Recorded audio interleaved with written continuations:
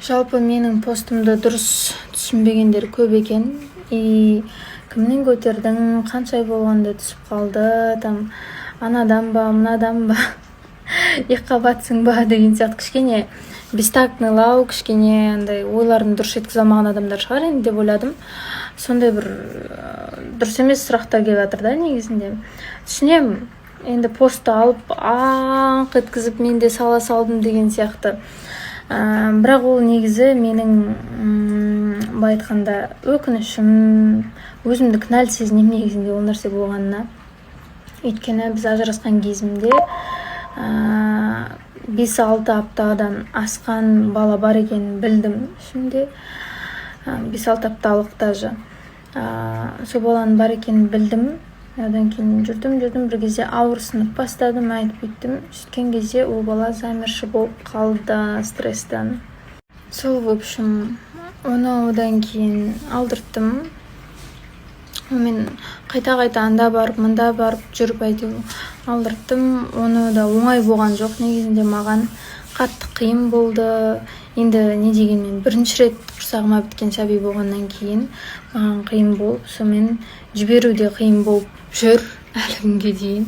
Өйткені тұрмысқа шыққаннан бастап, ойбай, балаң тумайсың ба, сен бала туа алмайсың, анау мынау деген әңгімелерге кеткен болатын. Сөйтіп барып әрең көтерген бала болғаннан кейін сондай болды да.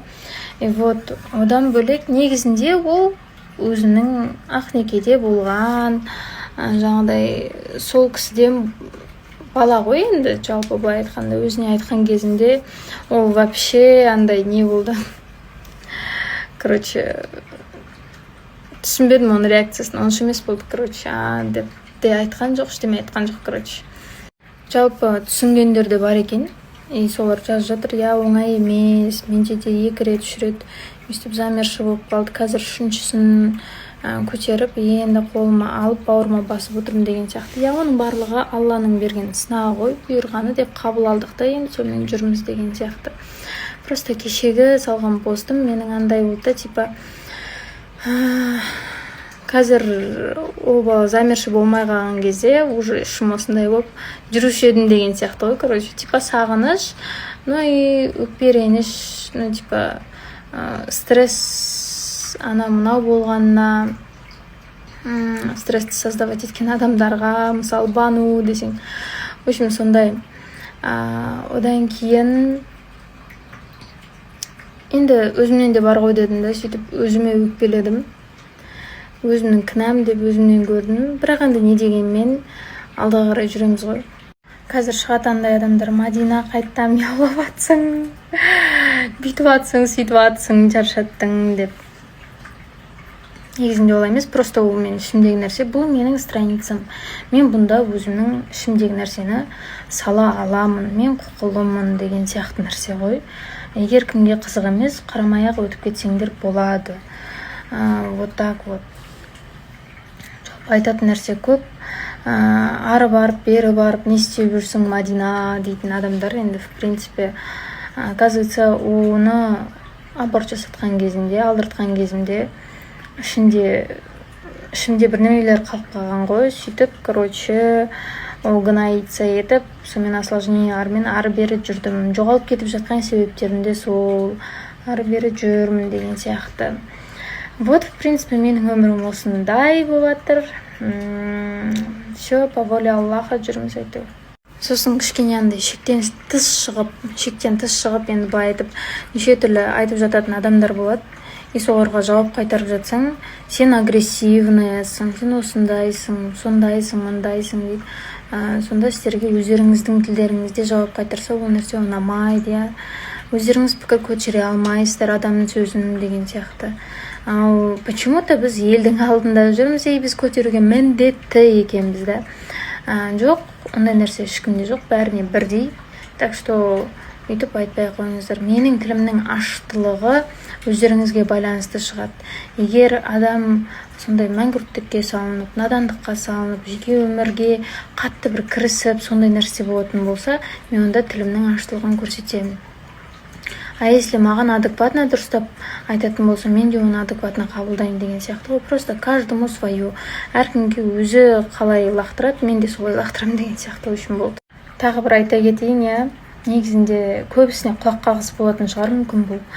Менің жеке өміріме қол сұғып, менің не істегенім, не істейтінім туралы айтып, біреумен жариялап, өсектеп жүретіндер өздерінің 5 қарын майларың таза болмай тұрып, маған айтпай қойыңдар. Шүкір Аллаға, былай айтқанда, сендердің де қандай жерлерден шығып, қандай жерлерге барып шыққандарыңды біліп отырмыз. Бірақ дегенмен көп адамға топырақ шашып, ол нәрсені бүйтіп ашып айтып жүрмейді екенмін. Қанша жерден блогер болсаң да, қанша жерден қанша миллион подписчиктерің болса да, мен туралы олай айтпауларыңды өтінемін. Өйткені сендер мені лично білмейді екенсіңдер. И менімен араласқан адам үйтіп айта алмайды деп те айта аламын сендерге. Так что кішкене арттарыңа қарап алыңдар. Сосын шоу-бизнеске жақын жүрген адамдар бар, кейбіреулер ше, мен таныстарым арасында. Так что осы сторисім оларға құлақ қағыс болатын шығар, андай бүйтіп деп қалатын шығар. Менімен таныс болсаңдар да дос болмадыңдар, қатты бір араласпадыңдар, менің ешқандай бір секретім сияқты нәрсені білмейсіңдер да. Но мен де естіген нәрсемді айтатын болсам, сендердің қай жерге кіріп, қай жерден шығып жатқандарыңды білемін. Менің жеке өміріме қол сұқсаңдар, ол да өздеріңе екі есе болып қайтады. Так что ондай нәрсені мен біліп тұрсам да ары қарай таралуына мүмкін себепкер болмайтын едім енді. Так что жай ғана бүйтіп сырт жағын айтып кетейін.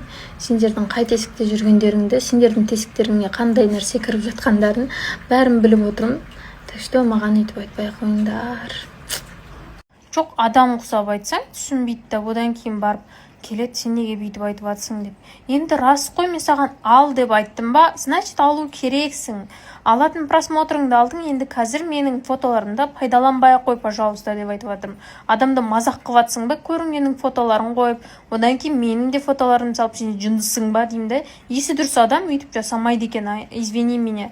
Алып таста дедім ба, значит сен алып тастау керексің. Болды. Жоқ, адам тілімен түсіндіріп тұрмын, түсінбейтінін білмеймін. Малша сөйлесем ба, мен олардың тілінде сөйлей алмайды екен, извините меня.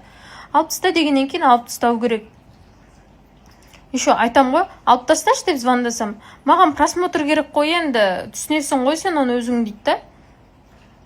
Причем тут я? Басқалармен сала бер просмотрыңды, солармен көбейте бер, бірақ маған деспеш айналайын. Аулақ жүрші, пожалуйста. Мені Алакөлге барған уақытта мен плойкамды жоғалтып алғам ғой. Сонымен деген кеше Түркініме барып, таланттан алған плойкам сол жақта екен. Қуанып барып, үйге алып келіп, енді бүгін қараңыздар, шашымды плойкалап, яғни выпрямлять етіп, көшеге шықтым. И қайынсың айтады, мә, жеңгес, шашыңызды сөйлесеңіз красотка еткіз қалай деп қағазым. И сол, қазір магазинге барып, потом домой. Көңіл күйім күшті болып тұр. Солай. Нешіп жатсыздар. В общем, бір-екі нелер бар, видеолар түсіргім келіп жүрген, солар түсіргім келіп жатыр. Қазір енді хамонмен де түсірсем ба деп тұрмын. Хамоға қаз айтам, Жан, күшті видео түсіреміз, қазір жарай ма? Короче, Алматыда кеше алдың күні 2 күн жаңбыр болды да.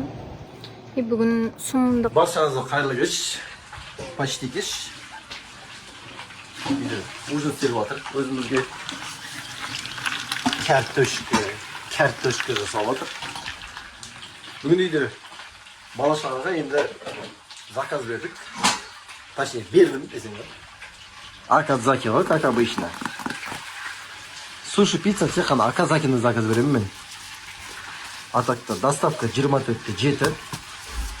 Любой уақытта әкеп береді. Ең бастысы бұл жерде бәрі жып-жылы ғой. Прям свежий әкеп береді.